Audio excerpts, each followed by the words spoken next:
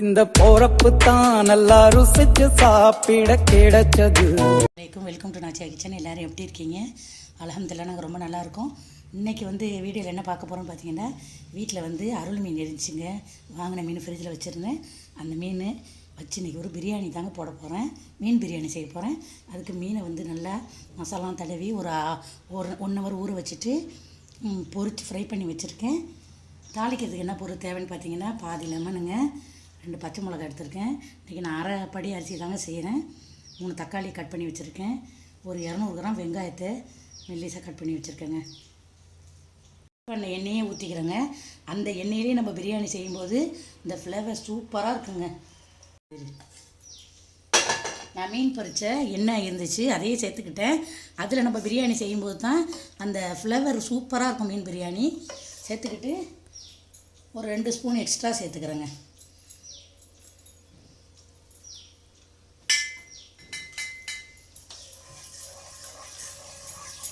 இப்போ தாளிப்புக்கு எல்லாம் எடுத்து வச்சுருக்கேன் பாருங்கள். பிரிஞ்சி இலை, பட்டை, கிராம்பு, ஏலக்காய், நட்சத்திர சோம்பு எல்லாமே எடுத்து வச்சுருக்கேங்க. அதை சேர்த்துக்கோங்க. சேர்த்து நல்லா பொரியட்டுங்க. இன்றைக்கி நான் அரைப்படி தாங்க செய்கிறேன். அதனால தான் நான் சின்ன பாத்திரமாக வச்சுருக்கேன். நீங்கள் அதிகமாக வேணால் செஞ்சுங்க. இது என்னுடைய ஸ்டைலில் நான் செய்கிறேன். நான் எப்படி செய்வோனோ வீட்டில் எப்போவுமே அதே மாதிரி தான் நான் உங்களுக்கு செஞ்சு காட்டுறேன். பொரிஞ்சிருச்சு. இப்போ நம்ம வெங்காயம் சேர்த்துக்கலாம்.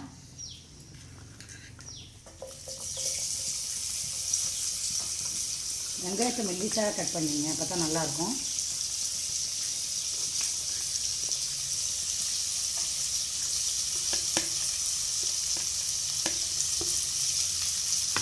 வெங்காயம் அடுப்பில் லேசாக வச்சுங்க. வெங்காயம் நல்லா பிரியாணிக்கு வதங்கி வரணுங்க, அப்போ தாங்க நல்லாயிருக்கும். அடுப்பை நான் லேசாகவே வச்சுக்கிட்டு வெங்காயத்தை நல்லா ஃப்ரை பண்ணி எடுத்துக்கலாம்.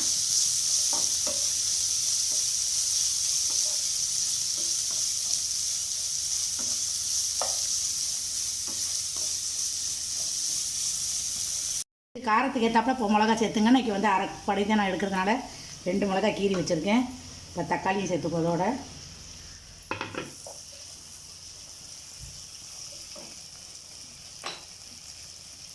தக்காளி வதங்கிறதுக்கு கொஞ்சம் உப்பு சேர்த்துக்கலாங்க. எல்லாத்தையும் ஒரு கிளறிட்டு அப்படியே நான் மூடி வச்சிடுறேங்க. அடுப்பை லேசாக வச்சு அதுலேயே தக்காளியெல்லாம் நல்லா வதங்கி வந்துடும். ஒரு 10 நிமிஷம் மூடி வைப்போம். நம்ம கைப்பிடி அளவு சேர்த்துக்கிறேங்க. சேர்த்துட்டு இதே நல்லா வதக்கி விட்டுக்கலாங்க. என்ன பிரியாணிக்கு என்னடா கொஞ்சம் டைம் எடுக்கும். நல்லா கொண்டு வதக்கி நம்ம செஞ்சோன்னு வச்சுங்களேன், பிரியாணி நல்லாயிருக்கும், சூப்பராக இருக்குங்க. அவசரப்படக்கூடாது. விரிஞ்சி இலையை கட் பண்ணாமல் போட்டேன், அதான் பெருசாக இருக்குது. பரவாயில்ல, அது ஒரு நல்ல டேஸ்ட்டாக தான் இருக்கும். நல்லா வதங்கணும்.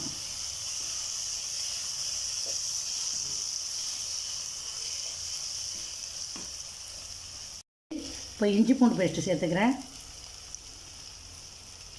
நான் ஒரு 1.5 ஸ்பூன் சேர்த்துக்கிறேங்க இஞ்சி பூண்டு பேஸ்ட்டு. ஏன்னா நம்ம ரேட் கம்மியான அளவில் தானே செய்கிறோம், அரை கிலோ அரைப்படி சாரி. அதனால் நான் 1.5 ஸ்பூன் சேர்த்துக்கிறேன். ஏற்கனவே நம்ம மீனில் வேறு இஞ்சி பூண்டு சேர்த்துருக்கேன்.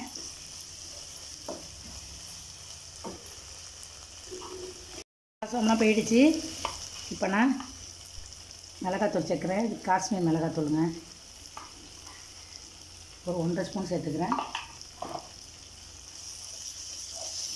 நம்ம ஆரம்பத்திலே சேர்த்தோன்னு வச்சுங்களேன், பிரியாணி நல்லா கலர் கொடுக்குங்க. நம்ம எந்த ஃபுட் கலரும் சேர்க்க போகிறது இல்லை.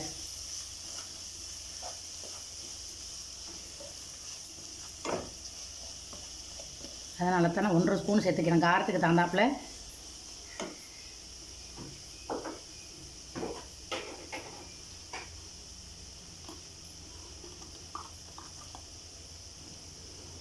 மஞ்சள்தூள் சேர்த்துக்கிறேன் 1 ஸ்பூன்.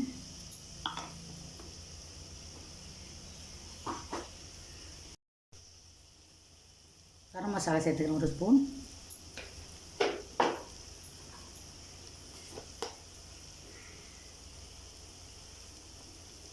மல்லித்தூள் 1 ஸ்பூன் சேர்த்துக்கிறேன்.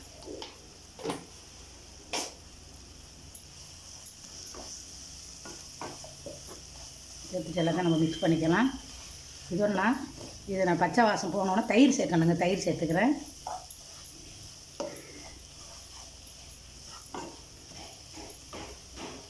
நீங்கள் நான்ஸ்டிக்கில் செஞ்சீங்கன்னா அடி பிடிக்காதுங்க. இல்லாட்டி அடிக்கணமான பாத்திரத்தை வச்சு செய்யுங்க. ரைட்டான பாத்திரத்தை வச்சு. தயிர் ஒரு 2 ஸ்பூன் சேர்த்துக்கிறேன். இது வீட்டிலேயே உர ஊற்றின தயிருங்க. நான் கட்டி தயிராக சேர்த்துக்கிறேன்.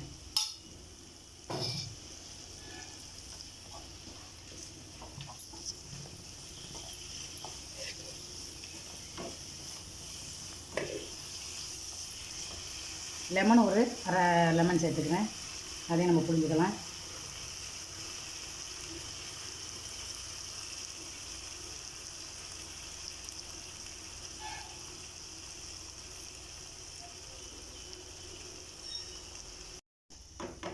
எல்லாத்தையும் நல்லா மிக்ஸ் பண்ணிட்டேன். ஒரு 10 நிமிஷம் அப்படியே நம்ம மூடி வச்சுருவோம். மசாலா பச்சை வாடையெல்லாம் போகட்டும். அப்படியே நம்ம மூடி வச்சுருவோம். ஒரு 10 நிமிஷம் இருக்கட்டும்.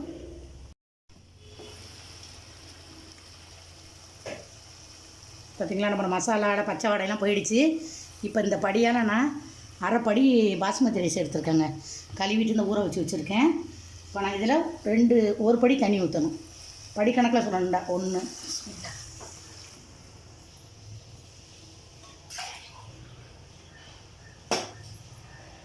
2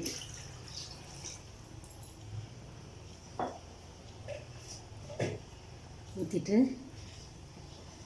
கொதிக்கிற வரைக்கும் நம்ம வெயிட் பண்ணலாம். ஏற்கனவே நான் உப்பு சேர்த்துருக்கேன். இந்த வாயில் வச்சு பார்த்துட்டு மறுபடியும் உப்பு சேர்த்துக்கலாம்.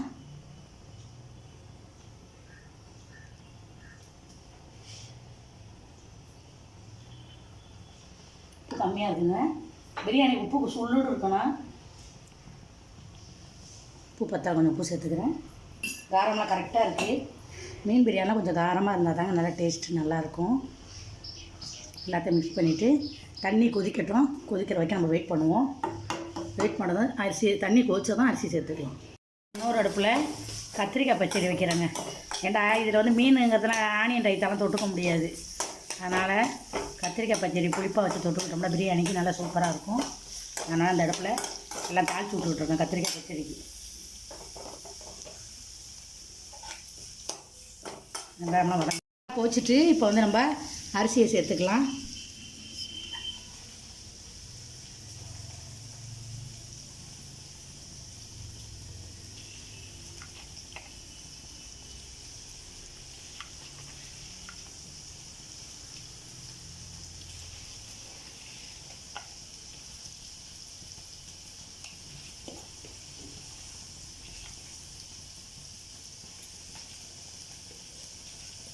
கொஞ்சம் கூட தண்ணி இல்லாமல் நம்ம சேர்க்கணும்.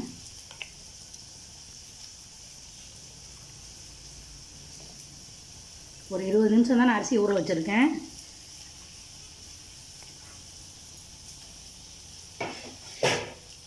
இப்போ லைட்டாக ஒரு கிளறிட்டு உப்பெல்லாம் கரெக்டாக இருக்கான்னு பார்த்து செக் பண்ணிட்டேன். லைட்டாக ஒரு கிளறிட்டு இப்போ நம்ம நல்லா மூடி வச்சுக்கலாம். அடுப்பை கொஞ்சம் மீடியமாக வச்சுருங்க. நல்லா கொதிக்கட்டும். அடுப்பை கொஞ்சம் மீடியமாக வச்சுருக்கேன்.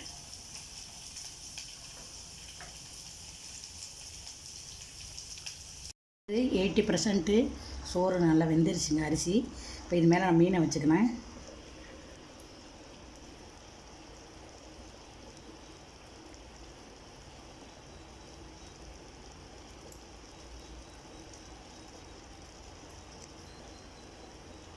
மீனை வச்சுட்டு இப்போ நம்ம ஒரு 20 நிமிஷம் மூடிட்டு தம்மு போட்டுருவாங்க.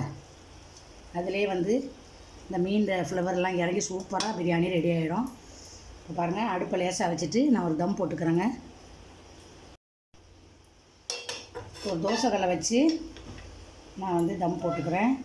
ஒரு 20 நிமிஷம் நம்ம ஒன்றுமே செய்யக்கூடாதுங்க. குறைந்த தீயிலே நம்ம வச்சுருவோம். அடுப்பை சிம்முலே வச்சுட்டு ஒரு 20 நிமிஷம் அப்படியே விட்டுருவோம்.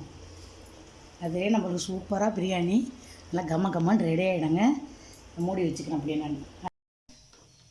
இந்த பாருங்கள் ஃப்ரெண்ட்ஸ், நம்மளோட சூப்பரான ஃபிஷ் பிரியாணி ரெடி ஆகிடுச்சு பாருங்கள். நல்லா கம்மண்டு சூப்பராக இருக்குங்க. கத்திரிக்காய் பச்சடி சூப்பராக ரெடி ஆகிடுச்சுங்க. இன்றைக்கி நான் இது 2 தாங்க செஞ்சுருக்கேன் மதியானத்துக்கு. பார்த்திங்களா எப்படி ஆவி பறக்குது. ஃபிஷ் பிரியாணியும் கத்திரிக்காய் பச்சடியும் ஃப்ரைடே லஞ்சுக்கு செஞ்சுருக்கேன். வீடியோ பிடிச்சிருந்தா லைக் பண்ணுங்கள், ஷேர் பண்ணுங்கள். நம்மளோட சூப்பரான மீன் பிரியாணி ரெடி ஆகிடுச்சு.